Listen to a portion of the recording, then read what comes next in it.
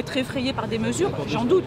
Autant eux que les gilets jaunes qui sont légitimement en colère, qui eux vont trouver finalement dans ces annonces-là certainement des raisons supplémentaires de venir. On est dans une situation de colère telle dans un pays de la révolution violente, de mai 68, de la revendication contestataire violente, pardon. On est finalement en train de dire à ces gens-là, on vous donne des moyens d'y retourner. Ce qu'on veut surtout, c'est des mesures sociales et politiques importantes.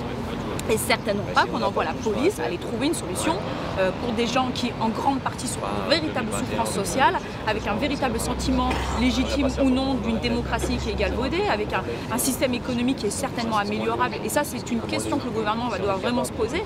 Mais aujourd'hui, les seuls punching balls émotionnels de ces personnes associées à ces délinquants qui n'ont pas de réponse pénale à la hauteur, ce sont les policiers, les forces de l'ordre, les gendarmes, mais certainement pas les élites engoncées dans leur fauteuil. Et nous, aujourd'hui, on a un mort. On a une personne qui a donné sa vie pour notre nation, on a une personne qui a donné sa vie pour que d'autres ne la perdent pas, qui se trouve injuriée par un mouvement idéologique qui peut s'exprimer au grand jour, et ça c'est honteux. La liberté d'expression doit s'arrêter à partir du moment où elle entache la réputation d'un autre humain, et ça c'est tout.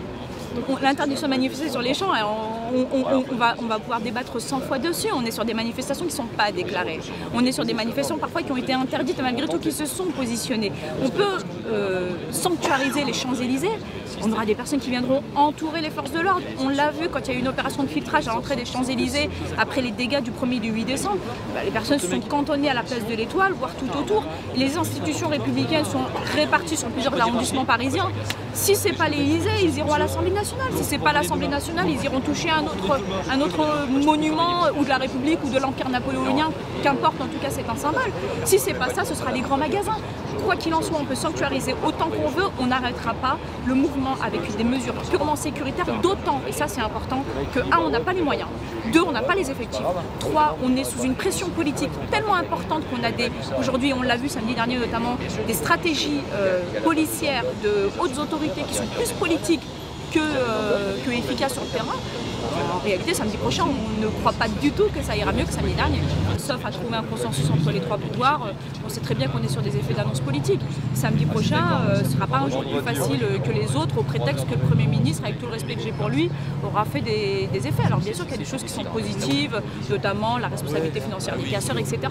Mais est-ce que la responsabilité financière des casseurs et l'engagement de celle-ci va faire qu'on a des personnes avec des idéologies nauséabondes en France qui trouvent finalement la possibilité de s'exprimer au grand jour avec des théories fumeuses, des idéologies anarchistes. En fait, on a des personnes qui se prétendent des théories de Proudhon, de l'ordre social absolu, alors qu'en réalité, ils ont juste c'est une idéologie de haine aujourd'hui.